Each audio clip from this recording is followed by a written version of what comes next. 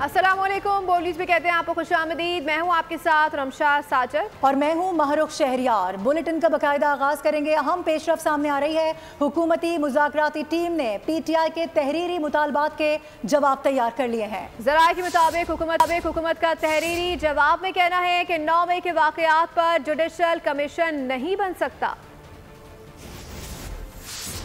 PTI के साथ मुज़ाकरात का मामला। हुकूमती मुज़ाकराती टीम ने तहरीरी मुतालबात के जवाब तैयार कर लिए। ज़राए के मुताबिक हुकूमत का तहरीरी जवाब में कहना है कि 9 मई के वाक़यात पर जुडिशल कमीशन नहीं बन सकता। ज़राए के मुताबिक मौक़िफ़ अपनाया गया कि जुडिशल कमीशन उन मामलात पर बनता है जो अदालत में ज़ेरे बहस हों। ज़राए का ये भी कहना है कि 9 मई के मुकदमात अदालतों में हैं। बाज़ मुल्ज़िमान को मिलिट्री कोर्ट से सजाएं भी हो गयीं। हुकूमती ज़राए ने तहरीरी जवाब में 26 नवम्बर के हवाले से लापता अफराद की और गिरफ्तार अफराद की तफसीलात मांगी हैं। हुकूमती ज़राए का कहना है कि PTI हलाकतों के दावे को साबित करे। जाँ बहक अफराद की तफसीलात फराहम की जाएं ताकि इस पर संजीदा पेशरफ्त की जा सके। ये भी कहा कि हुकूमती कमेटी आइंदा चंद दिनों में स्पीकर कौमी असम्बली को अपने तहरीरी जवाब पेश कर देगी। पाकिस्तान हमारी रेड लाइन है। जिन वर्दियों को डंडों पर लटकाया गया उन्हें पहनकर जवान शहीद होते हैं। मरियम नवाज का तकरीब से खिताब। कहा कि KP हुकूमत के पंजाब पर हमले से हमारे सर शर्म से झुक गए। रेंजर्स और पुलिस के जवानों के सर फोड़ने वाले सोशल मीडिया पर प्रोपेगेंडा कर रहे हैं। जिन बच्चों को वरगलाया गया वो इस वक्त जेलों में हैं। उन्होंने नौजवानों को लैपटॉप्स नहीं, कीलों वाले डंडे दिए हैं। नवाज शरीफ ने कहा था कि हम 9 मई वाले नहीं, 28 मई वाले हैं। हमारी मुल्क हमारी रेड लाइन है, पाकिस्तान हमारी रेड लाइन है। उन वर्दियों को डंडों पे टांगा गया जिन वर्दियों को पहन के लोग अपने मुल्क, अपनी मिट्टी, अपनी माँ की खातिर शहीद होते हैं। कि जो भी सोशल मीडिया पे देखो, झूठ का एक बाजार गर्म हुआ होता है। प्रोपेगेंडा वो कर रहे हैं जो पुलिस और रेंजर्स के सर फाड़ने के आदी हैं। मेरा उस दिन शर्म से सर झुक गया जब मैं ये खैबर पख्तूनख्वा के हुकूमत की जानिब से पंजाब के ऊपर हमला हुआ था कि जो बच्चे इनके वरगलाने में आ गए पहले, मुझे तकलीफ है। आज वो कहाँ पड़े हैं? आज वो जेलों में हैं और उनको पूछने वाला कोई नहीं है। नवाज शरीफ साहब ने कहा था कि हम 9 मई वाले नहीं हैं, हम 28 मई वाले हैं। वफाकी वज़ीर इत्तलात अता तारड़ की मीडिया से गुफ्तगू। कहा कि हुकूमत मिली तो पाकिस्तान डिफॉल्ट के दहाने पर था, मईशत मुस्तहकम हो रही है। 8 फरवरी यौम तामीर और तरक्की के तौर पर मनाएंगे। चैंपियंस ट्रॉफी के पाकिस्तान में इनेकात को खुशाइन करार देते हुए कहा कि मेगा इवेंट का पाकिस्तान में होना PCB और मोहसिन नकवी की बड़ी काविश है। क्रिकेट ग्राउंड की रौनक बहाल होंगी जिससे शायकीन को अपने पसंदीदा खेल से इंटरटेन होने का भरपूर मौका मिलेगा। समझता हूँ कि मुज़ाकरात एक सियासी इस्तेहकाम के लिए हैं। मुल्क में मुआशी इस्तेहकाम आ रहा है और मईशत की जो बहाली है वो हो चुकी है और अब ग्रोथ की तरफ मामला है। तो उसमें इंशाअल्लाह ताला जब सियासी इस्तेहकाम भी आएगा और वो मुआशी इस्तेहकाम के साथ जुड़ जाएगा तो फिर मैं समझता हूँ कि पाकिस्तान जो है वो मुकम्मल तौर पे एक जो डेवलपमेंट का हमारा एक एजेंडा है उस पर कारबंद हो जाएगा। तो मैं समझता हूँ कि चैंपियंस ट्रॉफी का पाकिस्तान में होना इतने अरसे के बाद एक बड़ा टूर्नामेंट है, ये हमारी खुश नसीबी है और रौनकें लौट आएंगी हमारे क्रिकेट ग्राउंड में। तो मैं समझता हूँ कि इसमें मोहसिन नकवी साहब चेयरमैन PCB की बड़ी काविश है, PCB की पूरी मैनेजमेंट की बड़ी काविश है। उन्होंने बड़ी टफ नेगोशिएशंस की ICC के साथ भी और वज़ीर आज़म साहब ने भी भरपूर तौर पे पूरी टीम को एम्पावर किया है कि पाकिस्तान में इतने अच्छे। अभी शंघाई कोऑपरेशन ऑर्गेनाइजेशन का इवेंट हुआ 27 ईयर्स के बाद। इसी तरह चैंपियंस ट्रॉफी आ रही है तो चैंपियंस ट्रॉफी के हवाले से तमाम इंतजामात मुकम्मल हैं। वज़ीर आज़म साहब ने जो 8 फरवरी आने वाला है उसको यौम तामीर और तरक्की के तौर पे मनाने का ऐलान किया है कि 1 साल जो है वो होगा, इलेक्शंस को पूरा होगा। तो ये साल कामयाबियों का साल रहा है अल्लाह ताला के फजल से। हज 2025 की तैयारी में किसी किस्म की लापरवाही कबूल नहीं की जाएगी। वज़ीर आज़म ने हिदायत दी है कि हुज्जाज किराम को हर किस्म की मुआवनत और सहूलियत यकीनी बनाई जाए। बानी ईमानदार थे तो BRT स्कैंडल की तहकीकात क्यों नहीं होने दी गई? उन्होंने 25 अकाउंट्स भी छुपाए। वज़ीर इत्तलात से शर्ची नामेमन का तकरीब से खिताब का कि इतने ईमानदार थे तो सुप्रीम कोर्ट से मामले पर क्यों हुक्म इंतरा लिया? भारत और इसराइल से PTI को फंडिंग हुई, फॉरेन फंडिंग केस को नजरअंदाज किया गया। बानी PTI NRO की कोशिश कर रहे हैं। अगर इतना ही ईमानदार था, इतने ही उसके हाथ साफ थे, उतना ही उसके दामन पे कोई करप्शन का दाग नहीं था, वो दिल में कोई चोर नहीं था, तो वो सुप्रीम कोर्ट से स्टे क्यों लिया गया? फॉरेन फंडिंग केस था। फॉरेन फंडिंग केस में भी ईमानदार कप्तान और उसकी पार्टी ने स्टे लिया, जिससे उन्होंने 25 के करीब कोई बैंक अकाउंट छुपाए और उन 25 के करीब बैंक अकाउंट्स में भारत और इसराइल की फंडिंग के पाकिस्तान में इंतशार फैलाए या पाकिस्तान में इंतखाबात की लड़े, ये एक बहुत बड़ा क्वेश्चन मार्क है। क्योंकि यस, वो कोशिश कर रहा है कि उसको एनआरओ मिले। सुप्रीम कोर्ट में इंतखाबात में मुबैना धांधली के खिलाफ बानी पीटीआई की दरख्वास्त पर समाअत के दौरान जस्टिस जमाल खान मंदुखेल ने रिमार्क्स में कहा कि क्या बलूचिस्तान से खैबर पख्तूनख्वा तक सारा इलेक्शन ही गलत था। फॉर्म 45 और 47 में अगर फर्क है तो कोई एक फॉर्म तो ठीक होगा। इंतखाबी धांधली के खिलाफ दरख्वास्त है। जस्टिस अमीनुद्दीन खान की सरबराही में 6 रुकनी आईनी बेंच ने समाअत की। इस मौके पर दरख्वास्त गुजार बानी पीटीआई की जानिब से एडवोकेट हामिद खान अदालत में पेश हुए। जस्टिस जमाल मंदुखेल ने एडवोकेट हामिद खान से मुकालमा करते हुए कहा, आप समझते हैं इलेक्शन कमीशन जानिबदार है तो मुतल्लिका फोरम पर जाना चाहिए था। हर उम्मीदवार के नोटिफिकेशन के लिए आपको अदालत को बताना होगा। फॉर्म 45 या 47 दोनों में अगर फर्क है तो कोई एक तो सही होगा। फॉर्म को जांचने के लिए पूरी इंक्वायरी करना होगी। जस्टिस जमाल मंदुखेल ने इस्तफसार किया कि क्या खैबर पख्तूनख्वा से बलूचिस्तान तक सारा इलेक्शन ही गलत था। हर हल्के की अलग इंक्वायरी होगी। हर उम्मीदवार अपने हल्के के इल्जामात का बताएगा। पहले भी इंतखाबात में धांधली का इशू उठा था। इंक्वायरी के लिए ऑर्डिनेंस लाना पड़ा था। कार्रवाई का अख्तियार हमारे पास नहीं था, इसलिए ऑर्डिनेंस बनाना पड़ा। 184 के तहत दायरा अख्तियार अदालत का नहीं है, जिस पर एडवोकेट हामिद खान बोले, ये इस अदालत की कमजोरी है, अभी तक सो मोटो नहीं ले सकी। जिस पर जस्टिस जमाल मंदुखेल ने रिमार्क्स दिए कि हामिद साहब, आप सीनियर वकील हैं, अल्फाज का चुनाव देख कर करें। जस्टिस अमीनुद्दीन खान ने रिमार्क्स दिए कि एतराज़ात आपके इस्तदा देख कर ही रिमूव करेंगे। जिस पर एडवोकेट हामिद खान ने जवाब दिया कि जो 8 फरवरी को हुआ था हम आज तक भुगत रहे हैं। अदालत ने एडवोकेट हामिद खान को तैयारी के लिए मोहलत देते हुए मजीद समाअत गैर मुय्यना मुद्दत तक के लिए मुलतवी कर दी। राकेश, कश्ती हादसा तहकीकात में पेशरफ सामने आई है। ये हादसा नहीं, कत्लेआम था। खुले पानी में कश्ती खड़ी करके तावान मांगा गया। पैसे देने वाले 21 पाकिस्तानियों को छोड़ दिया गया। 4 रुकनी कमेटी के सामने जिंदा बच जाने वाले पाकिस्तानियों के होशरुबा इंकशाफात सामने आ गए हैं। बयानात में बताया गया कि ज्यादातर लोग तशद्दुद, सर्द मौसम और भूख प्यास से जान बहक हुए।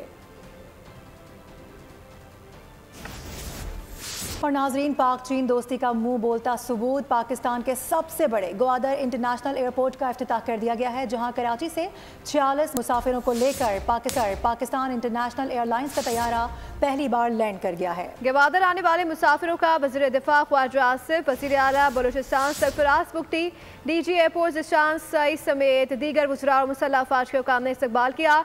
लैंडिंग के बाद तैयारे को रिवायती वाटर कैनन सल्यूट भी पेश किया गया। पाक चीन शराकतदारी में अहम संगे मील। सीपैक कॉरिडोर का फ्लैगशिप मंसूबा, पाकिस्तान का सबसे बड़ा airport new Gwadar airport operational हो गया। PIA की परवाज 46 मुसाफिरों के हमरा न्यू गवादर इंटरनेशनल एयरपोर्ट पर लैंड कर गई। इस मौके पर वजीर दिफा ख्वाजा आसिफ, विफाकी और सूबाई वुज़रा और मुसल्लह अफवाज के आला हुकाम ने मुसाफिरों का इस्तकबाल किया। तैयारी की लैंडिंग के मौके पर वाटर सलूट भी पेश किया गया। एविएशन हुकाम के मुताबिक गवादर एयरपोर्ट फाल होने से इलाकाई राब्तों और मईशत को फरोग मिलेगा। गवादर एयरपोर्ट पर तकरीब से खिताब में वजीर दिफा ख्वाजा आसिफ का कहना था कि रोजगार के मौके पैदा होंगे, इक्तिसादी सरगर्मियों को फरोग मिलेगा। ये महज एक हवाई अड्डा नहीं है, ये लामहदूद मौके की एक दरवाज़ा है।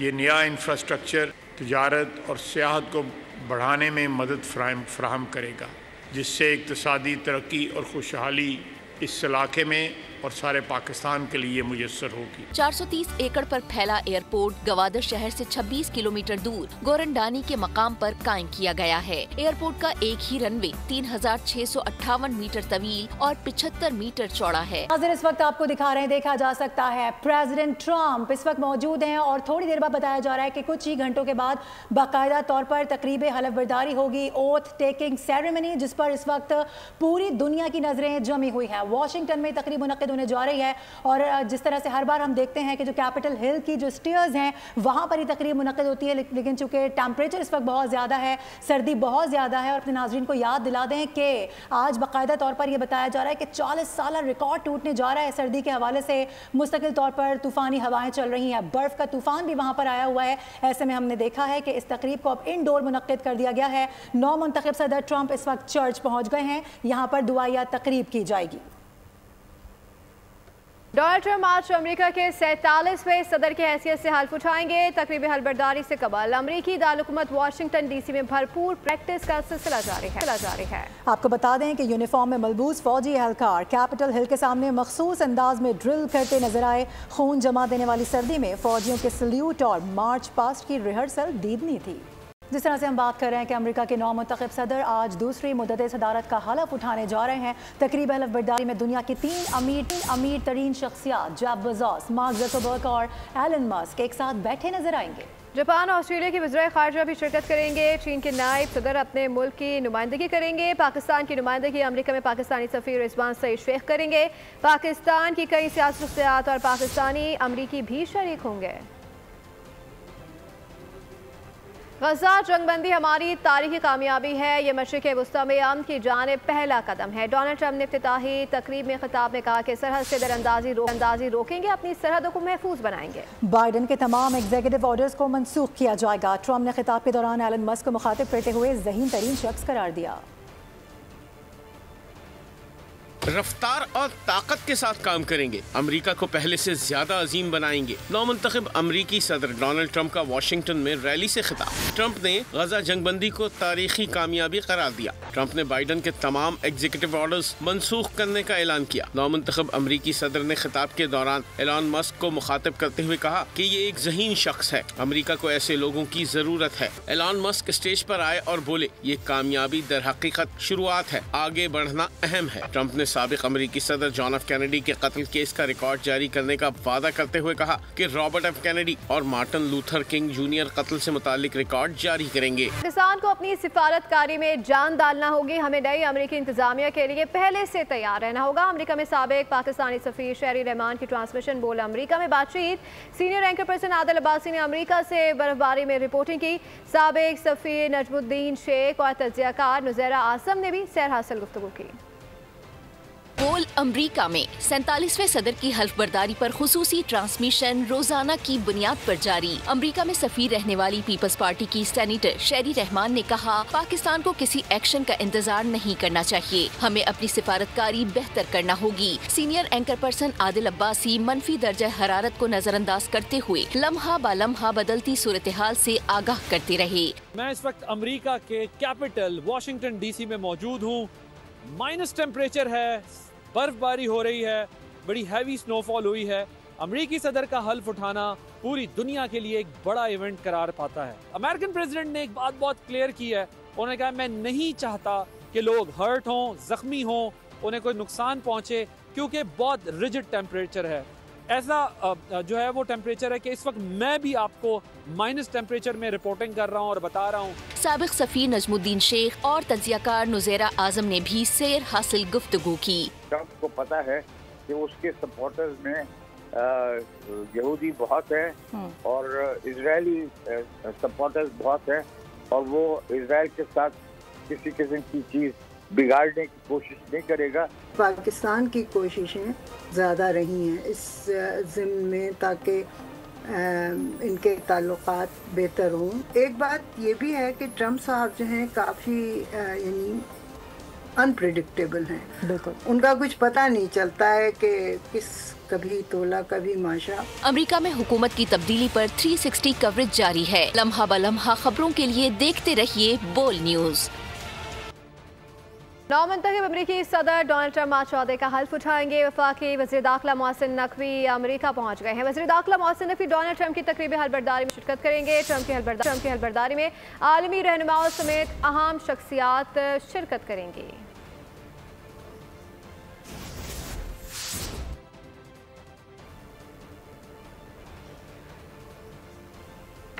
अहम खबर आपको देंगे। वर्ल्ड इकोनॉमिक फोरम का पाकिस्तान की डिजिटल मईशत में अहम कामयाबियों का एतराफ़। Pakistan digital foreign direct investment initiative नाफिज करने वाला पहला मुल्क बन चुका है। आपको अपडेट कर रहे हैं। साल 2024 में पाकिस्तान की IT बरामदात 3 अरब 20 करोड़ डॉलर तक पहुंच गई। IT बरामदात में 24% इजाफा हुआ है। वर्ल्ड इकोनॉमिक फोरम का पाकिस्तान की डिजिटल मईशत में अहम कामयाबियों का एतराफ़।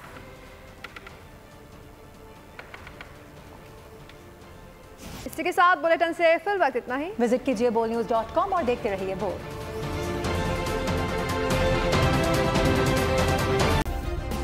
सब्सक्राइब करें और बेल दबाएं ताकि कोई खबर रह न जाए।